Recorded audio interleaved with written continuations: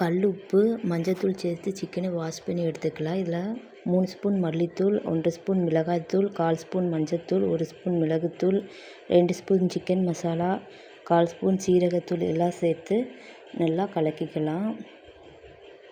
இது கூட நம்ம ஒரு சின்ன சைஸு லெமன் ஜூஸ் சேர்த்துக்கலாம். அதுக்கப்புறம் தேவையான அளவு உப்பு சேர்த்துக்கலாம்.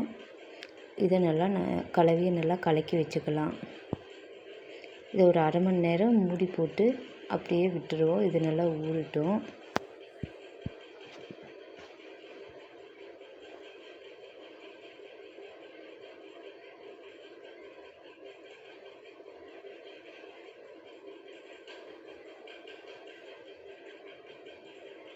ஒரு வடைச்சட்டியில் கொஞ்சமாக ஆயில் ஊற்றி வெங்காயம் தக்காளி சேர்த்து நல்லா வதக்க போகிறோம். வெங்காயமும் தக்காளியும் நல்லா வதங்கி வரணும். தக்காளி நல்லா மசிஞ்சு வரணும். இதுக்கப்புறமா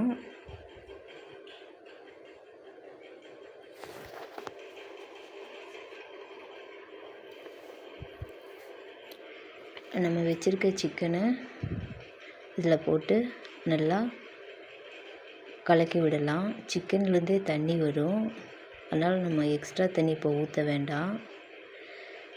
அதுக்கப்புறமா நமக்கு தேவையான அளவுக்கு தண்ணி ஊற்றிக்கலாம். தேங்காய், இஞ்சி, பூண்டு எல்லாம் ஒரு மிக்சர் ஜாரில் போட்டு தேவையான அளவு தண்ணி ஊற்றி அரைச்சி எடுத்துக்கலாம்.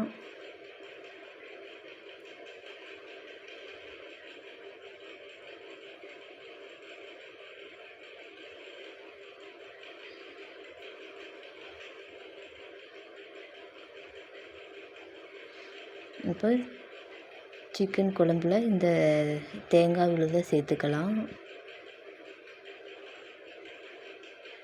சிக்கன் ஒரு 3/4 வெந்திருக்கணும். அப்போ தான் நம்ம இப்போ அரைச்சி வச்ச தேங்காய் விழுதை ஊற்றணும்.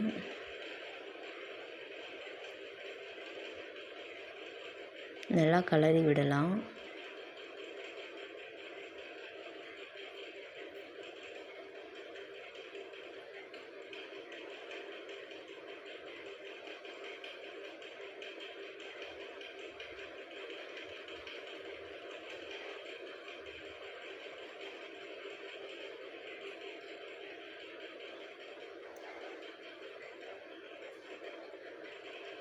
நல்லா கொதிக்கட்டும்.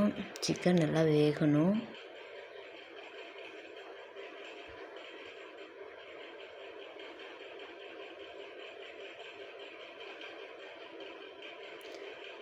இது கிரேவியாக இருக்குன்னா இன்னும் கொஞ்சம் தண்ணி ஊற்றிக்கலாம். இல்லை எனக்கு சிக்கன் வறுவலாக வேணுன்னா இதை நல்லா ட்ரை ஆக்கி எடுத்துக்கலாம். சிக்கன் எல்லாம் வெந்துருச்சா? அவ்வளோதான். இதில் மல்லித்தழை இருந்துச்சுன்னா மல்லித்தழை தூவி இறக்கிடலாம்.